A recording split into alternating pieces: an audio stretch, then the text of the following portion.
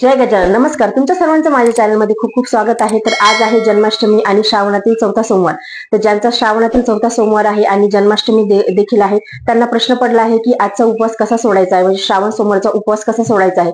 जन्माष्टमीचा उपवास तर आपण म्हणजे काही जण रात्री सोडतात किंवा काही जण दुसऱ्या दिवशी सकाळी सोडतात, परंतु श्रावण सोमवारचा उपवास कसा सोडायचा याचा प्रश्न खूप जणांना पडला आहे. तर श्रावण सोमवारचा उपवास तुम्ही पाणी पिऊन देखील सोडू शकता. म्हणजे तसा वैदिक मंत्र देखील आहे की पाणी हे उपवासालाही चालते आणि पारणालाही, म्हणजे उपवास सोडायला देखील चालते. त्यामुळे पाणी आज संध्याकाळी तुम्ही पाणी पित असताना तशी भावना करायची आहे मनामध्ये की मी श्रावण सोमवारचा उपवास माझा सोडत आहे आणि जन्माष्टमीचा उपवास आपला कंटिन्यू राहील. तुम्ही जन्माष्टमीचा उपवास जर का आज संध्याकाळी 12 नंतर सोडत असेल तर तसा सोडा, किंवा दुसऱ्या दिवशी म्हणजे उद्या सकाळी तुम्ही जन्माष्टमीचा उपवास काल्याचा प्रसाद घेऊन तुम्ही सोडू शकता. अशा प्रकारे उपवास आपल्याला सोडून घ्यायचा आहे. त्यानंतर आज संध्याकाळी 12 वाजता जेव्हा तुम्ही भगवान श्रीकृष्णाची पूजा कराल, म्हणजे बाळकृष्णाची तुम्ही पूजा कराल, तेव्हा तुळशीपत्राचा एक उपाय करायचा आहे. तर तुळशीपत्र तुम्ही जर का आज तुळशीपत्र तोडू नका, कारण तुळस आज तोडायला वर्ज्य असते. तसे रविवारी देखील तुळस तोडायला वर्ज्य असते. तुम्ही जर का शनिवारी तुळशीपत्र तोडून ठेवले असेल तर खूप चांगलं, किंवा नसेल तर जिथे फुलं मिळतात,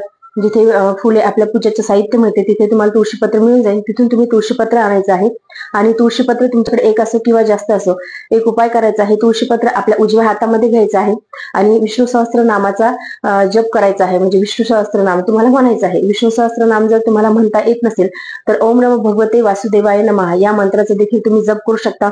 तुमच्याच्याने शक्य तेवढा ओम नमो भगवते वासुदेवाय नमः या मंत्राचा जप करा. तुम्हाला जर शक्य असेल तर 108 वेळा तुम्ही ओम नमो भगवते वासुदेवाय मंत्राचा जप करा आणि किंवा राधे राधे देखील या मंत्राचा देखील तुम्ही जप करू शकता. आणि ते तुळशीपत्र आपल्याला बाळकृष्णाच्या मूर्तीवरती अर्पण करून द्यायचं आहे.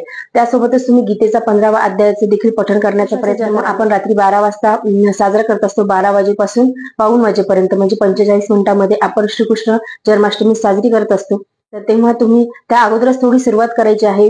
विष्णू सहस्त्रनाम जर तुम्ही म्हणत असेल तर विष्णू सहस्त्रनाम म्हणा, किंवा ओम नमो भगवते वासुदेवाय नमः या मंत्राचा जप करायचा आहे. त्यानंतर गीतेचा 15वा अध्याय देखील वाचायचा आहे.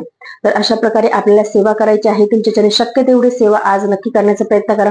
म्हणजे जन्माष्टमी ला सुरुवात व्हायच्या अगोदरच तुम्ही 11 वाजेपासून वगैरे याचा सुरुवात करून द्यायची आहे. आजच्या दिवशी प्लीज झोपू नका, म्हणजे झोपेतून उठून जन्माष्टमी साजरी करायची असं करू नका. तुम्ही शक्य तेवढं बाळकृष्णाची सेवा करण्याचा प्रयत्न करा. म्हणजे जेव्हा आता संध्याकाळला सुरुवात होते, तिन्ही सांजेचा जेव्हा आपण दिवा लावतो, तसा तर कुणाकुणाच्या घरामध्ये, माझ्याही घरामध्ये अखंड दिवा हा चालू असतो. पण जेव्हा तुम्ही तिन्ही सांजेला दिवा लावाल तेव्हा तो दिवा अखंडपणे रात्री 12-1 वाजेपर्यंत चालू ठेवण्याचा नक्की प्रयत्न करा.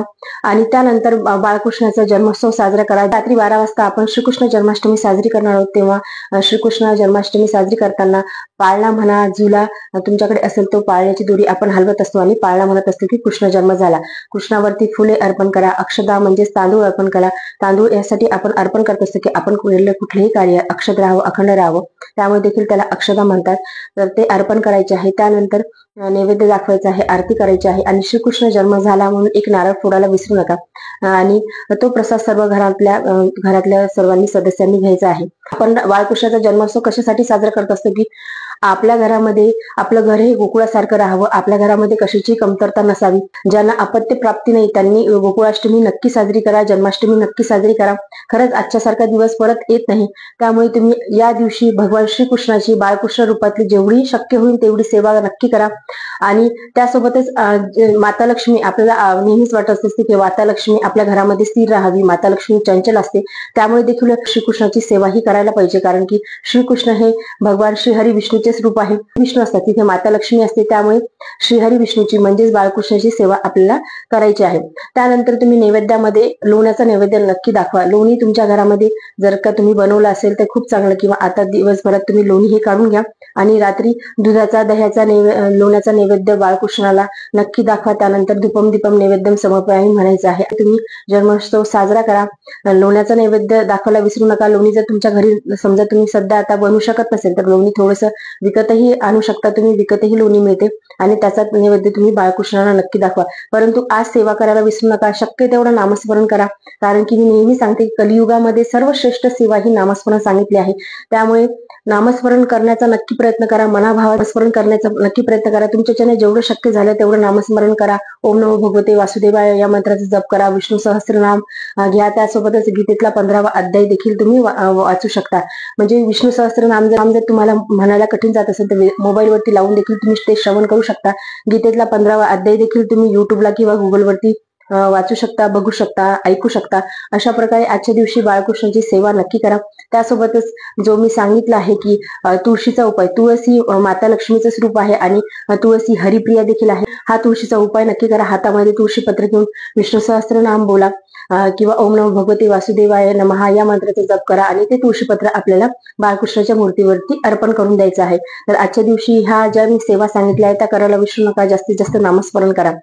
मी जसं मागच्या व्हिडिओमध्ये सांगितलं होतं की राधे राधेचा जप तुम्ही करू शकता, कारण की राधा नाव हे श्रीकृष्णाला अत्यंत प्रिय आहे. त्यामुळे तुम्ही राधे राधेचा जर का तुम्ही जप केला तर अतिशय उत्तम.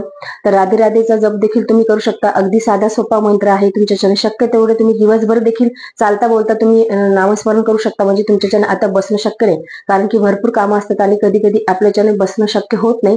तर तुम्ही राधे राधेचा जप हा कंटिन्यू दिवसभर तुम्ही चालू ठेवा. तुमच्या मुखातून नामस्मरण चालू ठेवा.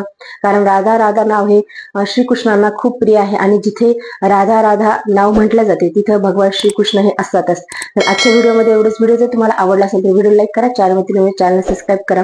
राधे राधे.